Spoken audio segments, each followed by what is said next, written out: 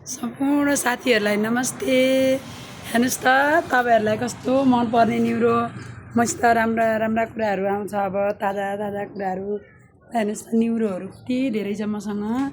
आज भर्खर आएको, हिजो पठाइदिनु भएको त्यो भाइलाई, खाइला भाइलाई थ्याङ्क यू है। उहाँबाट के अरे भाइ अमृत पौडेल, के अरे नामै बिर्सेँ कि मैले त्यो भाइको। काइला भाइ भन्नुहुन्छ, काइला काइला भन्नुहुन्छ। हेर्नुहोस् त, यति राम्रो न्युरो आछ, यति राम्रो न्युरो आछ मेरो पसलमा।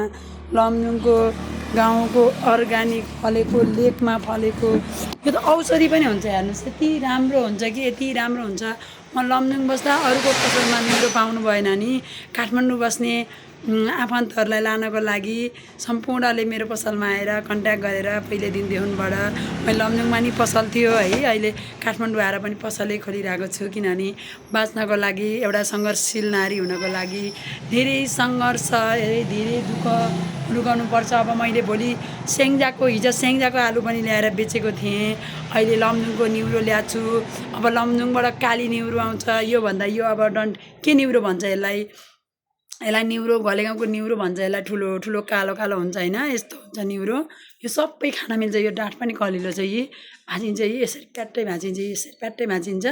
एकदम राम्रो अर्ग्यानिक हुन्छ, औषधि हालेको हुन्न। यो जङ्गलमा चिसो पानीमा त्यहाँ जाँदा तपाईँहरू त्यहाँ जान पनि सक्नुहुन्न, जाडो हुन्छ, त्यस्तो ठाउँमा फलेको न्युरो हो। सबैजनाले सम्पर्क गर्नुहोला। नराम्रा कमेन्ट, नराम्रा शब्द, नराम्रा बोली, नराम्रा व्यवहार कसैले पनि नगरिदिनु होला। किनभने म पनि एउटा नेपालको चेली, नेपालको छोरी, यही माटोमा धरतीमा जन्मेको चेली हो। तपाईँहरूले नराम्रा कमेन्ट, नराम्रा शब्दहरू बोल्दा मेरो पनि हाड नभएको जिब्रो चिप्लिन्छ। मेरो पनि, मलाई पनि रिस उठ्छ। म त केही चट्टान होइन नि, चट्टान हान्यो भने फुट्छ।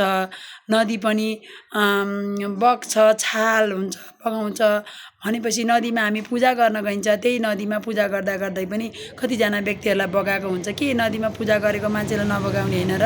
यसो पौडिन जानिएन नदीले, खोलाले पनि बगाउँछ नि त। त्यस्तै गर्दा मलाई पनि रिस उठ्छ। त्यही रिस उठ्यो भनेर एउटा गाउँको चेली, तपाईँहरूले कति नराम्राको शब्दहरू गर्दा पनि तपाईँहरूलाई कतिजनालाई त आफैहरू कारबाहीमा पर्नुभयो। सबैले सपोर्ट गरिदिनु भएको छ होइन। तपाईँहरू कारबाहीमा पर्ने दायराले नराम्रा कमेन्ट नलेख्नुहोला। यस्ता यस्ता तरकारी मसित पाइन्छ, तपाईँहरूलाई जहाँ पनि डेलिभरी गरिदिन सक्छु मैले। हजुरलाई 100, 200, 500 मुठा चाहिए पनि डेलिभरी गरिदिन्छु। उहाँबाट कन्ट्याक्ट गरेर मगाइदिन्छु मैले हजुरलाई है। तपाईँहरूलाई अब अर्ग्यानिक तरकारी बोलेपछि उहाँको फर्सीको मुन्टा आउँछ, गुन्द्रुक आउँछ, पाकेको फर्सी आउँछ, हरियो फर्सी आउँछ, अनि कुरिलो आउँछ, लेकमा फलेको कुरिलो आउँछ, च्याउहरू आउँछ होइन। हरेक कुराहरू गाउँको मेरो घर स्याङ्जाबाट पनि हरेक अर्ग्यानिक तरकारीहरू आउँछ, मेवाहरू आउँछ, फलफुलहरू। अब जेठमा लिचीहरू आउँछ, स्याङ्जा जिल्लाबाट मैले लिचीहरू मगाउँछु होइन। अनि त्यही भएर हजुरहरूले नराम्रा कमेन्ट नगर्नुहोला। यति राम्रो, यति राम्रो, यति मिठो न्युरो छ, यति मिठो न्युरोहरू तपाईँले खान सक्नुहुन्छ।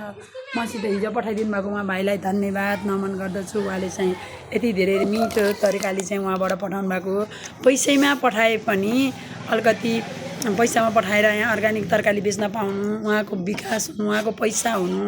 उहाँ गाउँका भाइले चाहिँ कति सपोर्ट गर्नुहुन्छ। गाउँका मान्छेहरूलाई सबैलाई न्युरो टिप्न पठाएर कोही खाली बस्दैन लेकमा। उहाँहरूले चाहिँ न्युरो हरेक दिन एक गाडी, एक जिप न्युरो ल्याउनुहुन्छ उहाँले। अनि हरेक दिन ल्याउनुहुन्थ्यो। अहिले मलाई काठमाडौँ पनि पठाइदिनु भयो। मैले चाहिँ उहाँलाई पैसा हालिदिएँ, हिजै पैसा हालिदिएँ, आज तरकारी आइपुग्यो। बस पार्कबाट लमजुङमा आउने माइक्रोले बस पार्कबाट फेरि गाडीमा ट्याक्सीमा पठाइदिनु भयो। उहाँलाई पनि धन्यवाद, नमन गर्दछु। भाइहरूले धेरै सहयोग गरे मेरो पसलमा।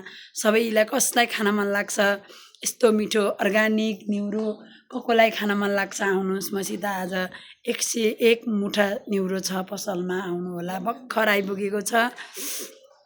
सबैले सम्पर्क गर्नुहोला। काठमाडौँ कलङ्की खड्का गाउँमा मेरो पसल छ, सबैले सम्पर्क गर्नुहोला। स्वास्थ्य स्थिति अलिकति गाह्रो भइरहेको छ मलाई, स्वास्थ्यमा सुधार आएको छैन। किनभने हावापानी हो, सबै बिरामी भइन्छ होइन। त्यही कारणले गर्दा एकदम स्वास्थ्यमा एकदम गाह्रो भइरहेको छ। हिजो म लाइभमा पनि आइन, तपाईँले कहाँ गई क्यारी भनेर म्यासेज गरिरहनु भएको थियो है। सन्चो छैन, मलाई गाह्रो भइरहेको छ।